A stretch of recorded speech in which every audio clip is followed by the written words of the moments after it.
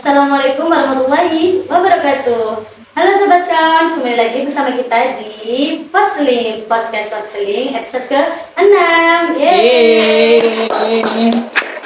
Wah, sahabat Kams yang ada di rumah, gak terasa ya ternyata Potseling ini sudah yang ke-6 loh. Semoga Potseling ini bisa berjalan seterusnya dan bisa berkembang terus ya sahabat Kams, karena Potseling ini banyak menyediakan informasi yang sangat variatif. Juga nanti narasumbernya tuh ya yang diundang bakalan memberikan pengalaman hidup yang sangat menarik juga loh. Di sini juga ada sharing section di mana kita akan bahas tentang permasalahan hidup yang khususnya yaitu tentang kesehatan mental. Oke. Nah, sahabat Kons, karena di samping Mel sudah ada narasumber nih, ada yang tahu Kak Anggit? Oh, ada yang tahu, ada yang juga yang enggak ya? Oke, baik. Nah, karena sudah ada Kak Anggit, bagi yang belum tahu, bisa langsung dikenalin Kak ke Sobat Kons yang ada di rumah.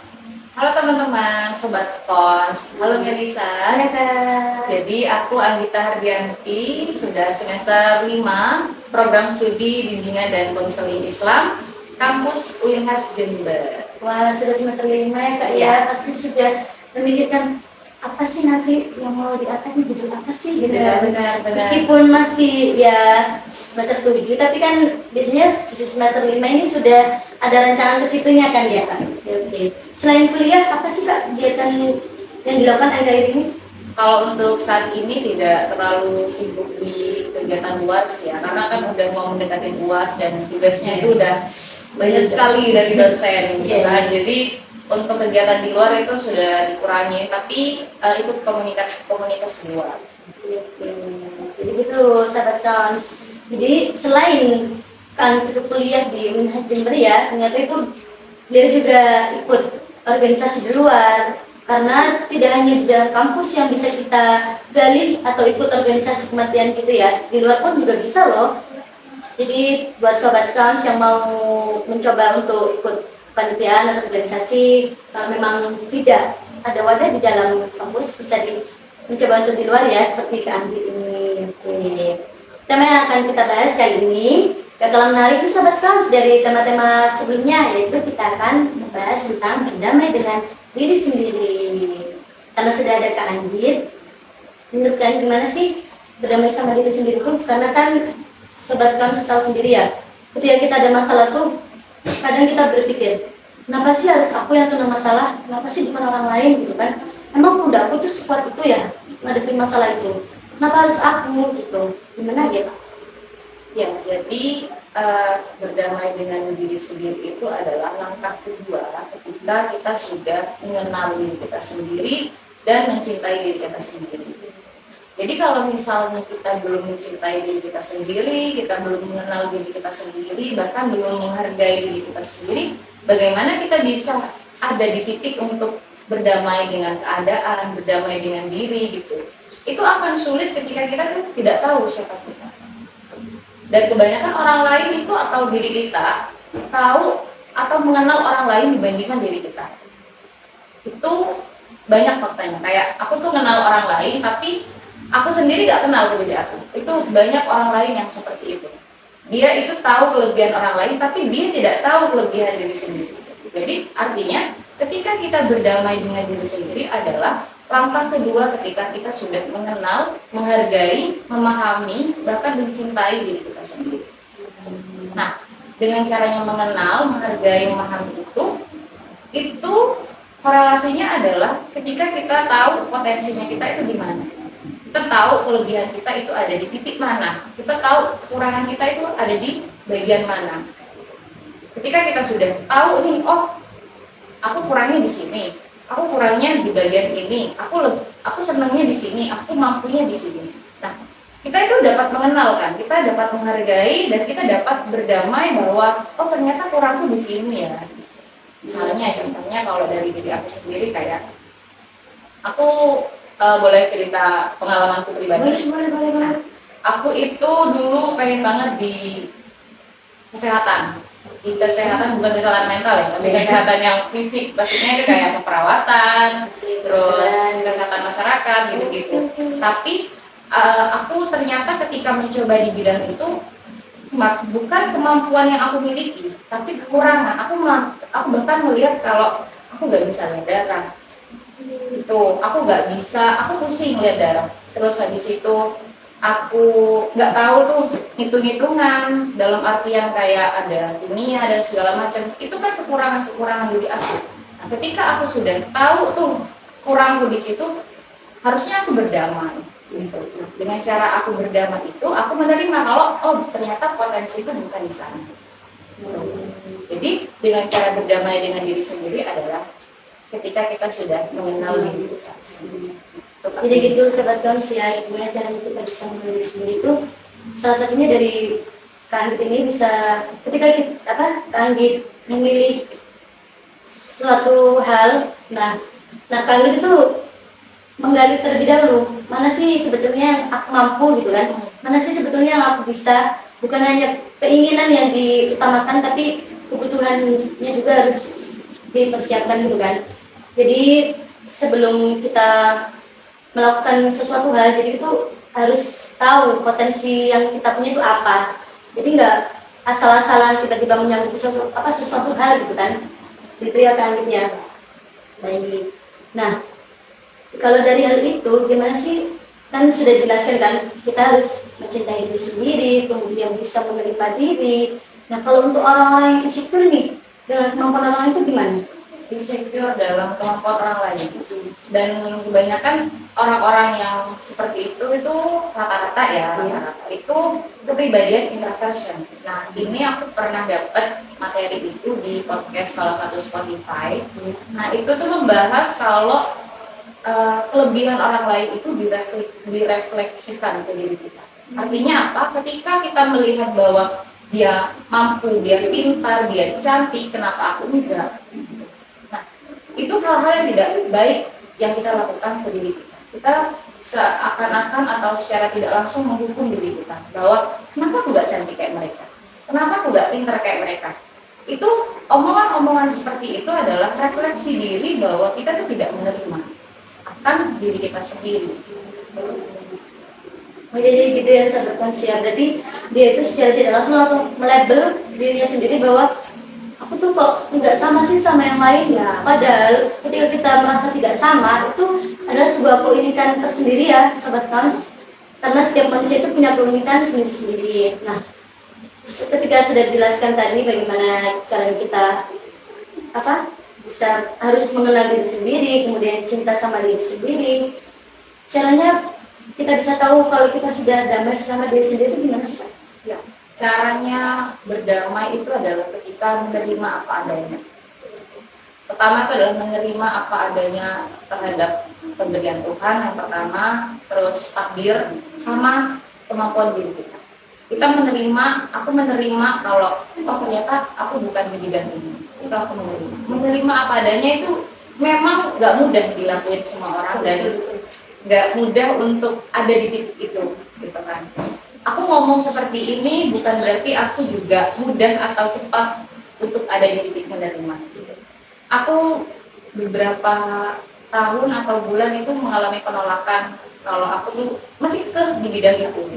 Aku masih kekeh, aku harus di kesehatan, harusnya aku harus menjadi perawat, aku harus di sekolah harus pakai baju putih-putih gitu. Aku tuh banyak penolakan kayak kenapa sih aku harus di sini, kayak kenapa sih aku harus di sini. Aku dulu pernah ada di titik penolakan itu sebelum aku mengenal oh ternyata aku mampunya di sini ya. Oh Tuhan ternyata ngasihnya di jalan ini ada manfaatnya ya, ada tujuannya sendiri ya. Gitu. Tapi kita untuk nyampe di titik situ itu adalah sulit sekali gitu. Aku baru bisa berdamai, baru bisa belajar ketika aku di Jember ini. Ya, Jadi langsung bisa meyakini diri sendiri bahwa oh pasti kalau misalkan Tuhan sudah mengirimkan aku di jalan ini pasti ada yang terbaik nih nantinya yang akan aku dapat gitu kan ya. Terus itu selain menerima apa adanya itu tidak menolak. Ada orang yang tidak bisa menerima tapi dia menolak. Artinya apa?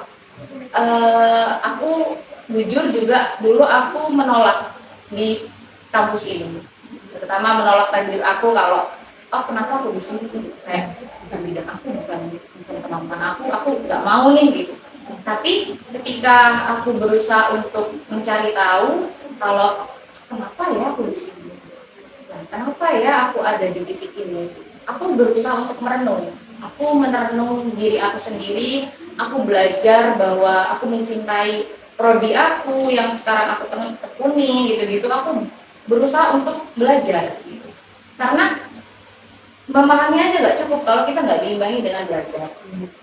Jadi ketika kita sudah paham, ya kita implementasikan ke kehidupan diri kita sendiri. Memahami, oh aku titiknya di sini nih, aku kampusnya di sini nih gitu. Nah, aku belajar program studi yang aku tekuni, dan aku menemukan bahwa aku kayak rawat jalan gitu. Jadi ibaratnya anak fakultas psikologi, anak bimbingan konseling itu pasti merasa bahwa ketika dia masuk di kuliah itu dia merasa dirinya rawat jalan pasti.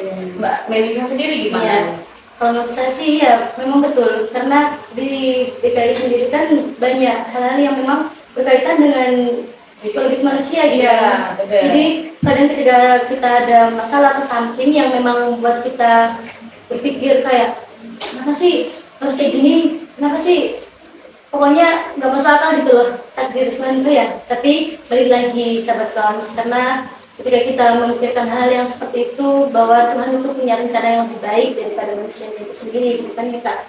Jadi gimana caranya kita harus bisa menerima juga gimana baiknya yang telah Tuhan takdirkan itu kan pada kita sendiri gitu. Terus itu lagi Kak Melisa, aku kemarin kan dapat materi kesehatan mental ya tentang itu. Mungkin Kak Melisa nanti akan dapat atau udah dapat? Belum. Oh belum dapat. Nanti kalau udah semester ke atas dapat materi ini, aku diajarkan oleh dosenku Bu Anissa itu tentang real self dan ideal self. Jadi sebelum kita mengenal diri, sebelum kita memahami diri atau berdamai yang kita bahas kali ini, kita itu lihat dulu real self-nya kita itu apa. Kayak kemarin tuh aku ngitung kalau aku egois, egois. Terus aku tidak cantik. Aku tidak cantik, atau cantik itu kan standarnya kan relatif ya. Cantik itu relatif karena menurut aku cantik, menurut orang lain juga cantik ya. Nah, aku menghitung itu sama Mbak Lisa di mata kuliah kesehatan mental. Itu real self dan ideal self itu dihitung, ada aku egois, terus aku pembangkang atau apa. Nah, itu dihitung. Kira-kira aku nilainya berapa nih dari egois itu? Misalnya aku egoisnya 3 gitu ya. Menurut aku 3, aku tuh gak terlalu egois gitu. Tapi ideal self untuk gak egois atau orang lain itu harusnya 1 gitu. Jadi kita tuh gak boleh egois ke orang lain, harusnya 1 misalnya nilainya. Ternyata aku nilainya 3. Jadi artinya apa?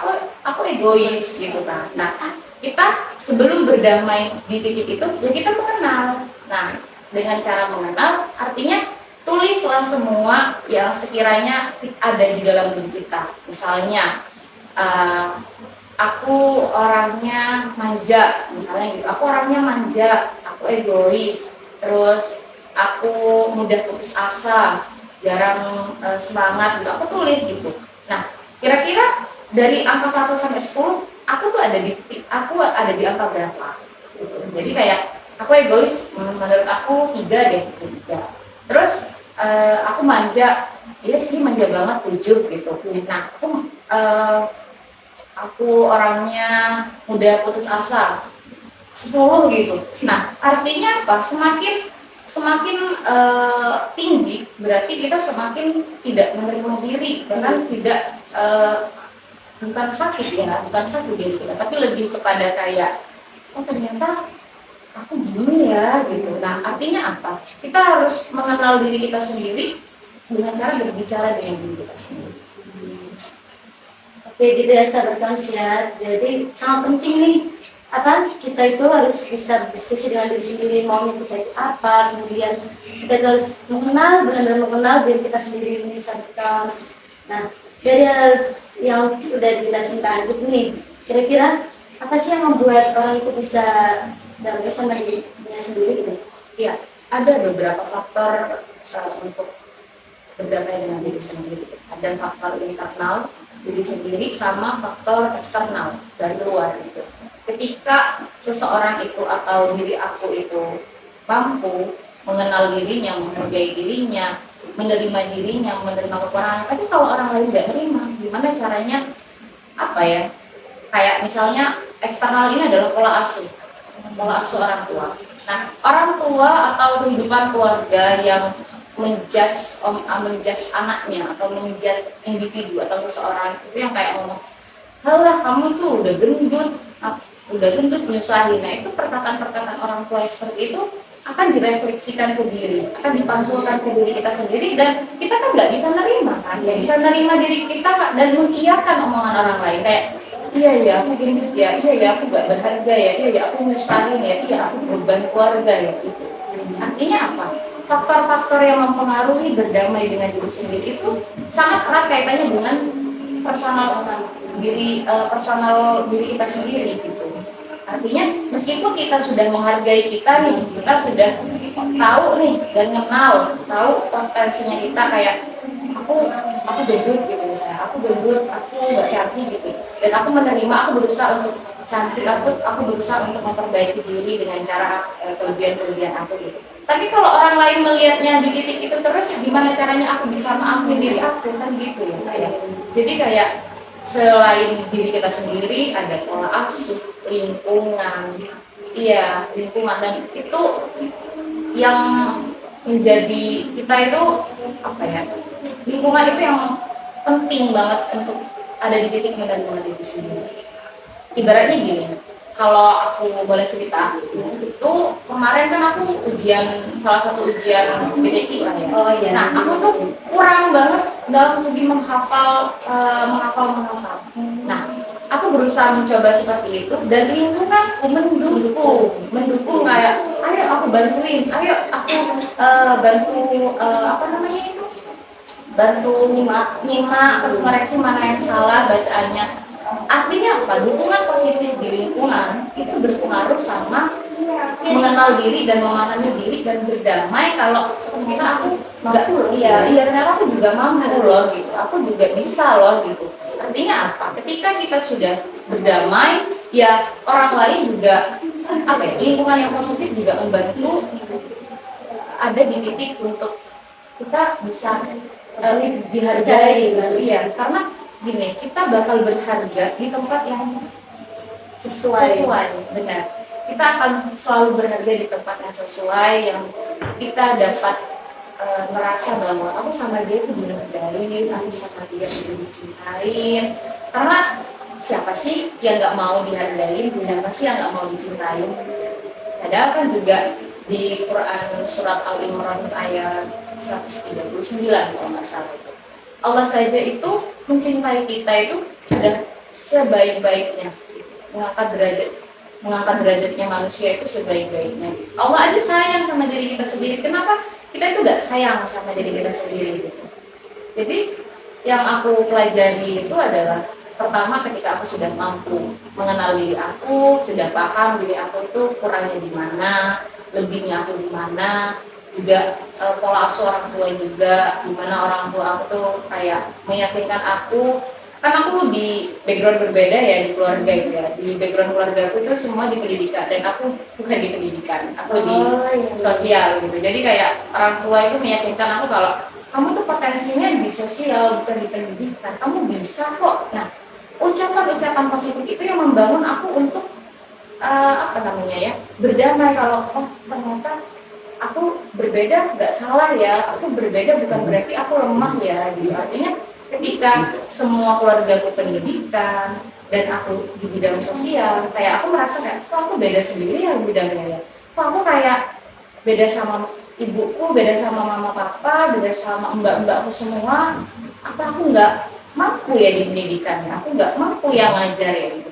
Tapi adanya dukungan yang positif dari keluarga, kalau diyakinkan kalau misalnya kamu itu mampu, kamu lebih bisa sama lingkungan sosialnya dibandingkan di mengajar di sekolah-sekolah gitu. Artinya aku bisa ada di titik, oh jadi aku harus nerima kalau aku ada di titik ini, aku ada di fakultas dakwah gitu kan. Beda semua itu, keluargaku backgroundnya pendidikan semua. Cuman katanya aja yang Iya, nyimpang ya. iya, cuma aku Keluar sendiri jalur nih keluar ceritanya jalur gitu. banget. Makanya itu Oke. kayak ngerasa aku tuh makanya aku ngerasa kayak aku beda ya gitu loh. Kalau aku nggak bisa ya di pendidikan, aku tuh itu kalau ke anak kecil kayak nggak telaten gitu. Oh, kurang sabaran. Iya, kurang anaknya, sabaran gitu. kayak, tapi semua keluarga tuh sabaran gitu. Artinya apa?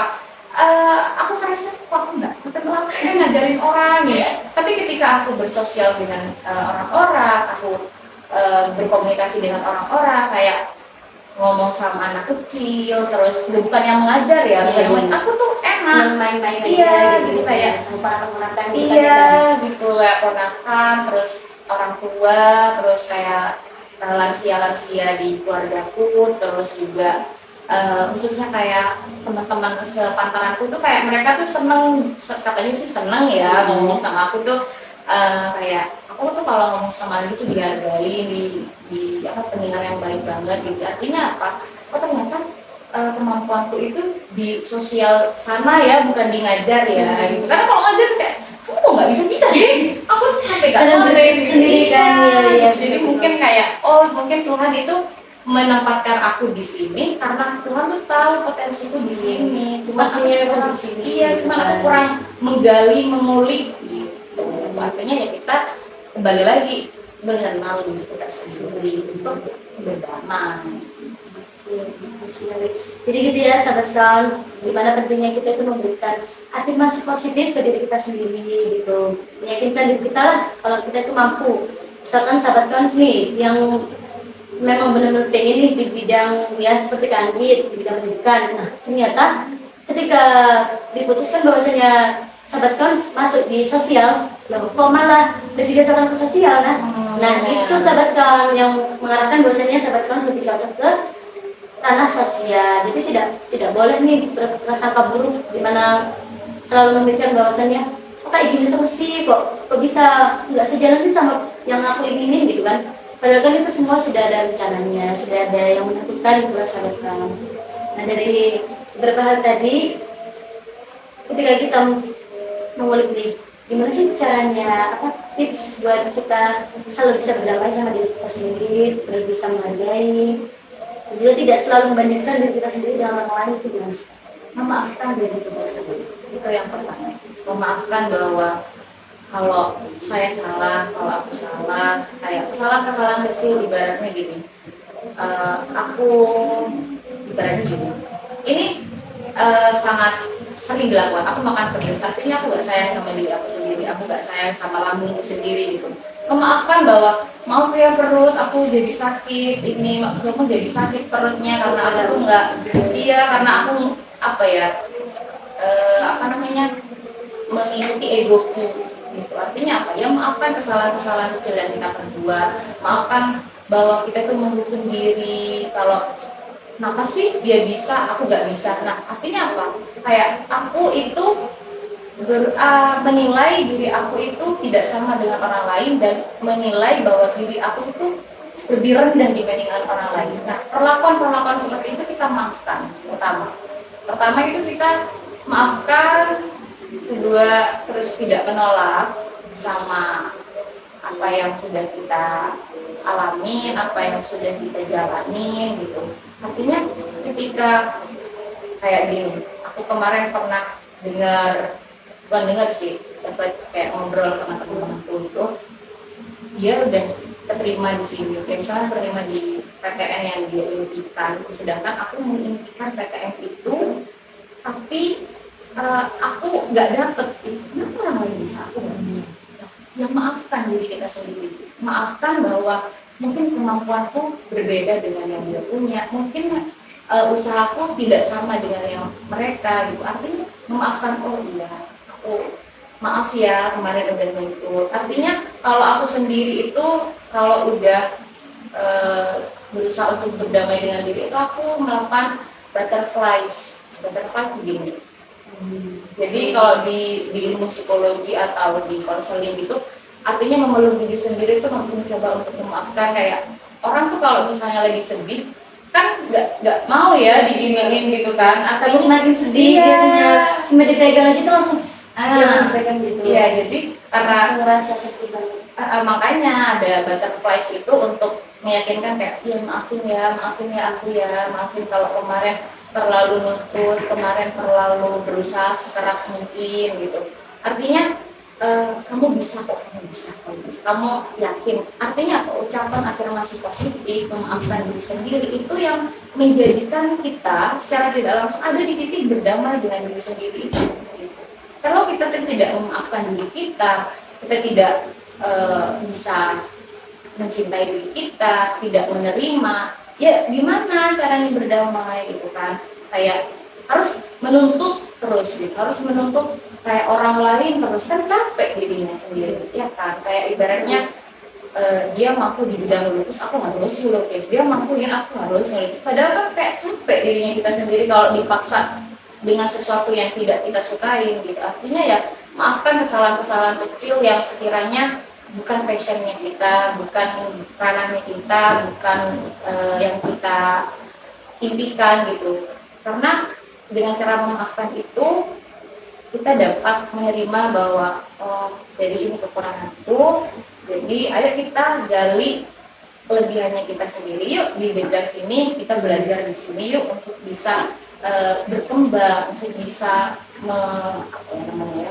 selain berkembang itu kayak mengaktualisasikan diri. Itu teorinya Abraham Maslow gitu. Artinya ketika kita sudah mampu untuk ada di titik aktualisasi diri, artinya kita sudah ada di titik paling atas. Artinya aktualisasi diri itu adalah titik paling atas seseorang berdamai dengan diri kita sendiri dan menerima bahwa kelebihan dan kekurangan yang kita miliki.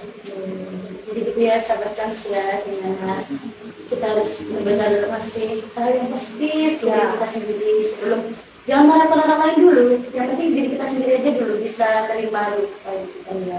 Nah, lanjut nih ngomongin kalau soal lingkungan ya, kadang kan ketika kita benar-benar udah bisa kayak nerima oh ya mungkin bidangku di sini, tapi kan kadang ada distraksi-distraksi yang sangat mengganggu ya di sekitar itu bilang kamu itu loh kok gini tuh kok nggak bisa gini itu gimana ya cara ngadepinnya atau respon kita terhadap itu tuh gimana biar kitanya juga nggak selalu ke distract gitu sama Orang lain gitu ya.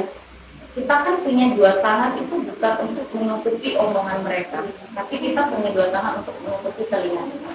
Artinya apa? Ketika kita tidak mampu mengontrol orang lain untuk kamu boleh nggak sih nggak usah ngomong kayak gitu, kamu bisa nggak sih nggak usah nolak diri aku yang seperti ini. Kan kita nggak bisa menyuruh orang lain untuk melakukan untuk melakukan sesuatu yang kita inginkan. Tapi dengan punya dua tangan atau diri kita itu ya udah tutup telinga aja, nggak usah didengerin.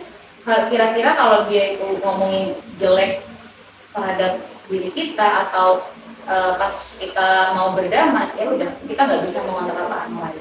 Yang bisa kita kontrol adalah diri kita sendiri. Padahal ya kan Nah sendiri itu iya benar sudah menerima, tapi ada itu loh apa namanya kayak denial tersendiri gitu kayak kayaknya aku nggak mampu deh. Kadang kalau disuruh apa gitu disuruh mungkin dimintai tolong orang lain atau apa kayaknya aku nggak mampu deh gitu. Kayaknya aku kurang pantas deh itu gimana ya? Kayak ngerasa nggak pantas aja gitu. Itu lebih kepada kalau misalnya kayaknya nggak pantas nih, harus jujur sama diri kita sendiri sih. Jujur kalau kita bisa nggak ya di sana, kita mampu nggak ya di sana. Kalau misalnya kita nggak jujur sama diri kita sendiri, ya kita akan mengikuti kemauan orang lain terus. Itu artinya apa? Merasa takut nyakitin orang lain kalau misalnya aku menolak, sungkanan. Nah, ya itu berkata tidak itu penting. Jadi kayak menolak itu penting gitu. Menolak untuk yang kita tidak mau, menolak yang kita tidak inginkan, tidak apa-apa gitu. Kalau kita selalu memikirkan perasaan orang lain, gimana perasaan kita sendiri? Gitu. Kita tuh kebanyakan orang itu mementingkan perasaan orang lain dibandingkan perasaan diri sendiri. Jadi kayak aku takut nyakitin perasaan dia, tapi di sisi lain perasaan kita yang sakit loh gitu loh, kok kamu nggak ngeliat itu gitu. Ibaratnya kalau diri kita tuh ngomong aku loh sakit, kenapa kamu nggak lihat aku, kenapa kamu ngeliat dia, ibaratnya gitu. Kalau misalnya dia iya, ibaratnya diri kita yang ngomong. Jadi ya dengan cara jujur, kalau ya minta maaf kayak maaf ya kalau misalnya nyakitin perasaannya, kayaknya aku nggak bisa deh kalau untuk di sini gitu. Atau enggak ya intinya jujur dan berucap maaf gitu. Kalau kita tuh menolak orang lain, usahakan ngomong maaf dan ucapin apa alasan kenapa kita harus menolak. Kayak misalnya kayak ini tolong dong bantuin aku di tugas ini, bilang tolong dong bantuin aku ini tugas ini gitu. Kalau misalnya kita tuh nggak mampu, kita tuh nggak mau, ya udah tolak aja. Dan maksudnya kayak, tapi jangan yang kayak nolak nggak mau, jangan seperti itu. Lebih kepada kayak maaf ya, bukannya mau nolak, cuman aku hari ini ada jadwal ini, kamu aku jadi nggak bisa bantu, boleh ke teman-teman yang lain nggak apa-apa ya. Nah artinya ketika ucapan-ucapan hal baik itu diucapkan oleh diri kita sendiri, orang lain akan secara tidak langsung akan menerima gitu. Kalau artinya apa? Siapa sih yang mau dikasarin sama orang lain, ya kan? Kayak ibaratnya gini, aku minta tolong ke Melisa, Mel tolong dong ini laptopku benerin gitu. Terus kalau Melisa jawab nggak mau gitu, nggak mau gitu. Atau enggak kayak langsung nolak gitu aja, kan aku kayak ngerasa apa banget sih Melisa ini, orang minta tolong banget, kayak gak mau dimintai tolong gitu. Artinya ya kita juga berusaha untuk mengucapkan hal baik itu gitu. Jadi kayak maaf ya Kang, bukannya nggak mau, tapi aku kayaknya nggak bisa deh di sini gitu. Nah orang lain bakal akan ngerti dibandingkan kita itu berusaha untuk iya Kak Anggi boleh, tapi kamu sendiri iya kamu sendiri gak enak. Ibaratnya gini nih, kalau misalnya gini, besok temenin aku ya ke Roxy misalnya gitu, besok aku ya temenin ke Roxy, padahal di sisi lain aku mau ngerjain tugas. Nah itu kayak sering banget itu dilakuin sama mahasiswa, terutama kayak kita sendiri kan, kayak besok temenin aku yuk cari baju gitu, besok temenin aku ya mau beli ini, tapi tugas kita tuh banyak, gimana caranya nolak? Ya ngomong orang lain itu nggak bakal tahu kalau kita tuh nggak bakal ngomong. Dan tapi orang lain bakal mengerti kalau kita secara berusaha ini. Kalau masih penjelasannya itu baik-baik, iya masih penjelasan yang baik-baik. Artinya gini, percuma juga kita ngomong sama orang lain yang nggak ngerti diri kita sendiri. Ya harus dengan cara setelah kita omongin gitu, maaf ya bukannya nggak mau nemenin, cuma tugasku banyak, kira-kira kalau besok gimana, mau nggak gitu. Atau kalau misalnya urgent sekarang boleh ke teman-teman yang lain, atau nggak nunggu aku selesai boleh, mau nggak gitu. Artinya ucapan-ucapan positif, terus komunikasi ke orang lain, memperlakukan orang lain sebaik mungkin, semaksimal mungkin, itu juga penting buat diri kita sendiri. Artinya ketika kita bisa diterima oleh orang lain, ya kita harus berusaha sebaik mungkin, mengoptimalisasikan diri kita dan lingkungan itu. jadi gitu ya kan gitu ya. Dan juga ketika kita bilang, kan ada kan sebagai orang itu kan hipokrisir gitu loh, takut bilang tidak sama orang lain gitu kan. Padahal ketika kita sudah memberikan pengertian bahwasanya sorry ya kalau misalkan hari ini belum bisa, nanti kita mau nugas gitu kan, misal. Jadi dianya langsung bilang so ambis lo gitu, kayak gitu kan biasanya sering terjadi gitu kan. Itu gimana ya, balik lagi ke yang aku bilang, kita tuh gak bisa kontrol omongan orang lain, tapi kita bisa kontrol diri kita dengan cara menutup telinga kita untuk tidak mendengarkan apa yang tidak ingin kita dengar. Jadi ya orang lain mau ngomongin apa kayak so ambis lo, kan bisa dikerjain nanti, tapi kan yang tahu tapi kan yang tahu nanti aku bisa nggak ya, nanti aku ngantuk gimana nih kalau misalnya keteteran semua. Artinya yang tahu diri aku, yang tahu diri kita sendiri ya kita sendiri. Kamu tuh nggak tahu sibuknya nggak tahu aku di pos itu ngapain, nggak tahu nanti tiba-tiba disuruh apa atau enggak di telepon orang rumah, kan nggak enak di telepon orang rumah sambil ngerjain tugas gitu kan. Artinya ketika kita dimintain waktu sama orang lain, kita kan fokus ke orang itu gitu kan, nggak mungkin terbagi. Artinya ya dengan cara menolak, tutup telinga, maksudnya ya tutup telinga, benar tutup telinga dan tidak mengontrol orang lain, ya sudah biarin let it flow aja, berjalan aja gitu. Toh juga kalau dia mau berteman dengan kita, dia pasti balik lagi ke kita. Kalau butuh pasti balik lagi Iya, ke pasti balik lagi. Jadi kita sobat ya, jadi betapa pentingnya nih kita bisa mengenal diri kita sendiri, kemudian bisa berdamai, yang sudah terfight diri kita sendiri, yang sudah dijelaskan sama Kak Ali tadi ya. Jadi sangat penting nih sobat Trans, gimana cara kita bisa cinta sama diri kita sendiri sebelum mencintai orang lain. Kita harus selesai nih sama diri kita sendiri, bukannya bergelut dengan isi pikiran kita sendiri gitu kan. Kadang suka bertengkar gitu loh dengan isi pikiran kita sendiri, gak ada ujungnya kadang gitu kan ya Kak ya. Jadi kita harus benar-benar mengenali potensi diri kita, kemudian kita bisa tahu maunya kita itu apa, dan kita itu berani berkata tidak pada orang lain, jangan jadi people pleaser gitu kan ya. Nanti kita kasih pengertian pelan-pelan orang itu, bahwasanya kita maunya nggak mau itu kenapa sih gitu. Nanti orang itu lambat laun akan mengerti. Memang awalnya pasti akan ada penolakan atau cacian, hubungan atau dan sebagainya, itu wajar ya sebenarnya. Jadi harus lebih lebih aware lah sama diri kita sendiri, bahwasanya kita itu perlu yang namanya berkata tidak pada orang lain. Wah, bersama sekarang sangat seru sekali kan episode kali ini.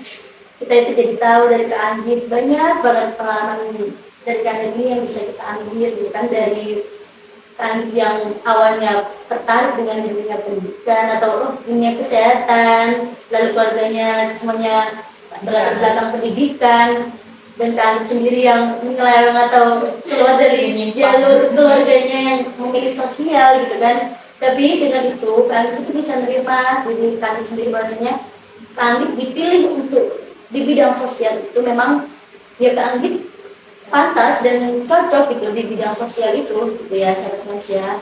Memang kalau ngomongin soal diri itu nggak bakal ada habisnya, nggak sih Kak ya? Wah, cepat sekali ya sahabat manusia. Gak berasa nih waktunya sudah mau habis nih Kak. Ya, semoga nanti episode-episode berikutnya bisa bertemu lagi ya Kak ya. Baik. Nah, udah waktunya pamit nih Sobat Kons. Terima kasih buat Sobat Kons yang udah menemani kita dari awal sampai akhir. Mungkin Kak Anggit mau menyampaikan sesuatu buat Sobat Kons? Kalau dari aku sendiri, karena berdamai dengan diri sendiri adalah jadilah teman terbaik untuk diri kita sendiri. Ya, Sobat Kons ya. Jadilah teman terbaik untuk diri kita sendiri. Mungkin selama vaksin berlangsung, Mel maupun Kak Anggit memiliki kesalahan atau untuk berkata yang kurang berkenan di hati Sobat Kons yang ada di rumah, mohon maaf ya yang sebesar-besarnya. Dan tentunya buat Sobat Kons jangan lupa di channel ini buat like, komen, subscribe, dan share sebanyak-banyaknya ke sosial media teman-teman. Nah untuk itu kita pamit undur diri nih Sobat Kons. Wah, rasanya nggak pengen banget nih, tapi sudah waktunya nih ya Sobat Kons ya. Kami bertemu di episode berikutnya. Bye bye Sobat Kons. Assalamualaikum warahmatullahi wabarakatuh. Terima kasih ya.